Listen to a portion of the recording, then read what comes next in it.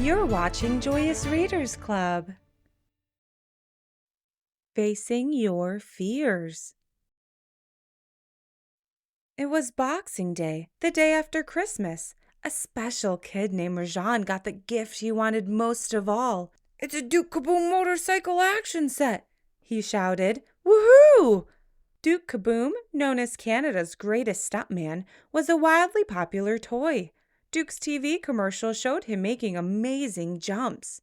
Rajan was happy, and Duke was happy too. He found a new home in a real kit of his own. Rajan set up Duke's launcher and target hoop. "Ready, Duke? 3, 2, 1, go!" Duke sped up the ramp and into the air, but then he crashed to the floor, nowhere near the hoop.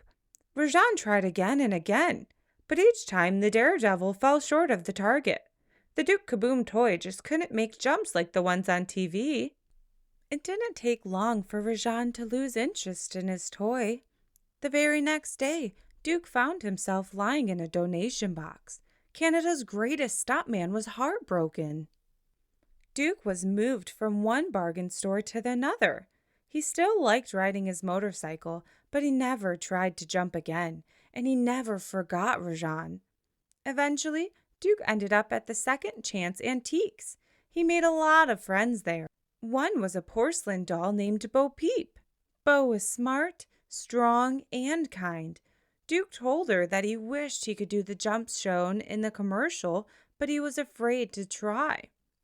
"There's nothing wrong with feeling afraid," said Bo. "Fear can help keep us safe, but we shouldn't let fear stop us from doing something really important to us." Duke knew Bo was right, but he still wasn't ready to try jumping again. Then, one day, Bo left the antique store for new adventures. She wanted to explore the outside world, even though it could be dangerous for a toy. Duke was sad to see her go, but he still had lots of friends at the store. He especially enjoyed hanging out with an old pinball machine. Though his fears kept him from doing stunts, he loved impressing everyone with his daredevil poses. Years later, while the carnival was in town, Bo returned. "Look who landed back in my life," said Duke. "Hi, Duke," said Bo. "Meet Woody. Woody, meet Duke Kaboom, Canada's greatest stuntman." Duke cycled through his poses. "Ha, ha, oh yeah, we need your help," said Bo. "Gabby has his toy and my sheep." Gabby was a doll who had been at the antique store for a long time. Duke would need to jump across the aisle in the store to reach her glass cabinet.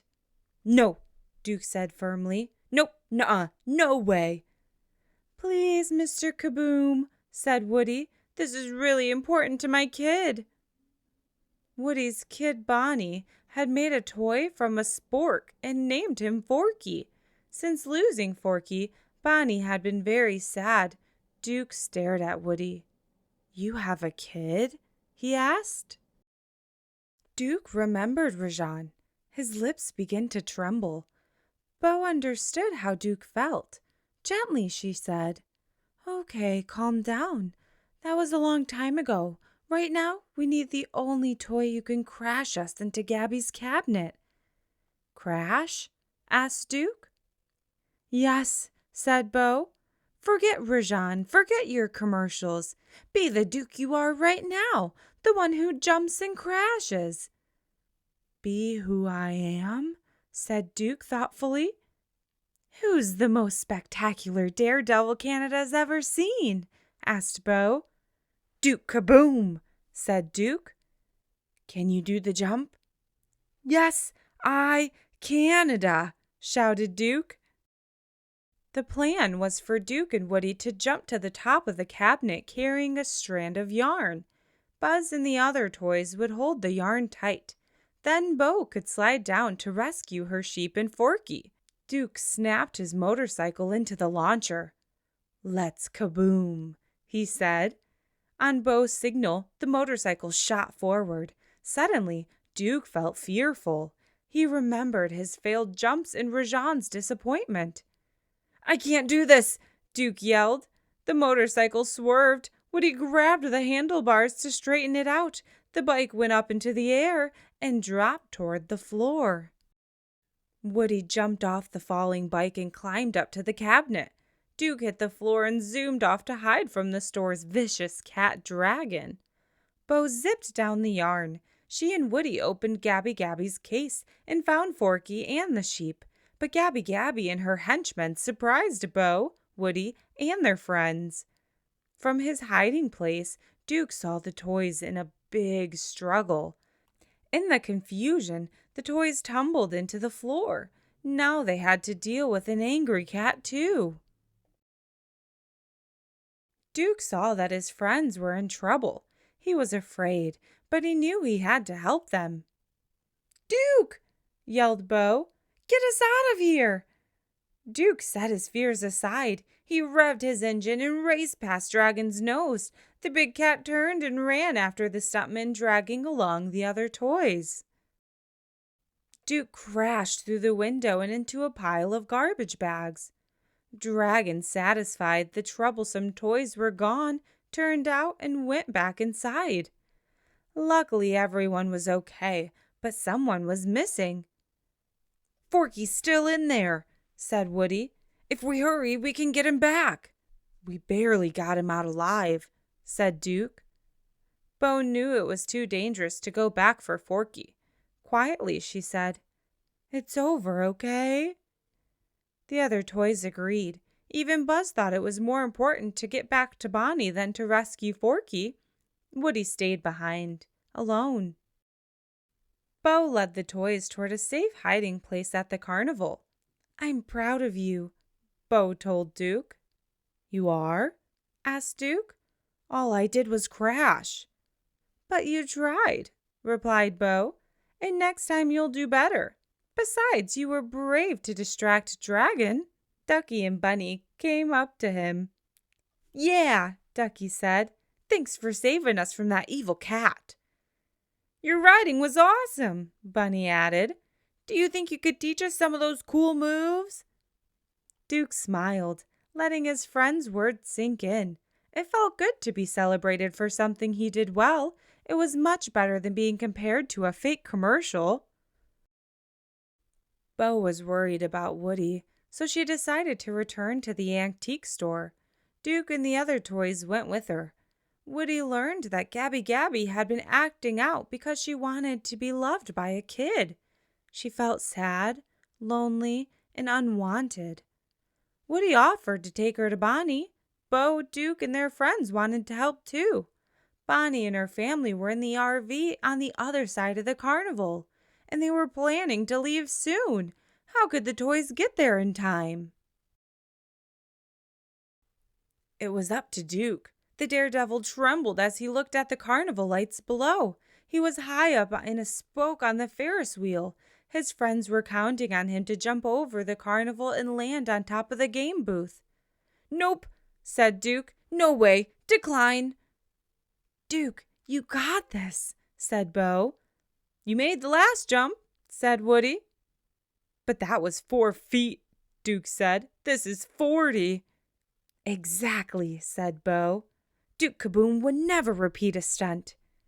Duke took a deep breath. No, he'd never do that. Duke remembered what Bo had said about being brave. He was built to be a stunt rider. He had the helmet, the bike, and the awesome poses. He was ready for the challenge. "I can do this," he said. "Yes, you Canada!" cheered Woody. Duke revved his engine and launched himself into the night sky. He went higher and farther than ever before. Halfway through the jump, Duke relaxed. This was way better than any commercial. This was real. Duke crashed through the target on top of the game booth. "Kaboom!" he said as his friends cheered. Duke realizes he learned to manage his fears. Fears had kept him safe at times, but it also kept him from doing something he loved. Duke decided he wouldn't let that happen anymore. Suddenly, Gabby Gabby saw a little girl crying by herself. Gabby Gabby knew she had found the right kid for her. Bo and Woody helped Gabby Gabby get close to the crying girl. It worked! The little girl picked up Gabby Gabby. "Are you lost too?" the girl asked. She gave the doll a hug and found the courage to ask a security guard for help. Gabby Gabby was thrilled. She'd found the perfect kid. The toys watched as the guard helped the girl and her new friend Gabby Gabby get back to her family. Duke felt great. He helped a toy and a kid together. And the support of his friends, he knew he could face whatever lay ahead. Most of all, Duke Kaboom couldn't wait for his next great stunt. Thank you so much for watching today's video, little readers. Don't forget to subscribe so you can keep up with all the latest stories. Let's take time for a brain break. Gently sway side to side like a tree. Now time for a side stretch. Stretch to one side and now stretch to the other side. And now let's take a deep breath in and a deep breath out. Very good. Great job! Now our brains are so strong and ready to keep reading. Don't forget to subscribe and keep up with us on socials and all the stories yet to come. Have a good day!